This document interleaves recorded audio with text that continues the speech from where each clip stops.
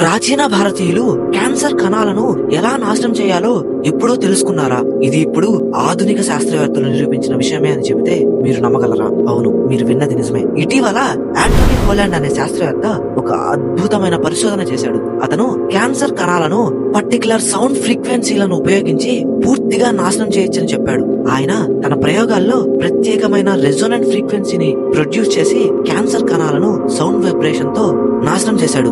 ఆశ్చర్యం ఏంటంటే ఆరోగ్యమైన కణాలకు మాత్రం ఎటువంటి హాని కలగలేదు, మిగిలిన కణాలు మాత్రం నాశనం అయిపోయాయి. ఇక్కడ నిజంగా షాక్ అయ్యే విషయం ఏంటంటే ఇదంతా ప్రాచీన భారతదేశంలో ఇప్పటికీ అనుసరించబడింది. అక్కడ వివిధ ప్రమాదకరమైన వ్యాధులను ప్రత్యేకమైన సౌండ్ వైబ్రేషన్ ఫ్రీక్వెన్సీని ఉపయోగించి ఎన్నోసార్లు నాశనం చేశారని కొన్ని పుస్తకాల్లో రాయబడి ఉంది. ఆ సౌండ్ వైబ్రేషన్స్ ని మన శరీరంలో వివిధ భాగాలతో సరిపడేలా రూపొందించబడ్డాయి. సౌండ్ వైబ్రేషన్స్ వల్ల బ్లడ్ ప్రెషర్ నార్మల్ అయ్యి హార్మోన్లు బ్యాలెన్స్ అవుతాయి.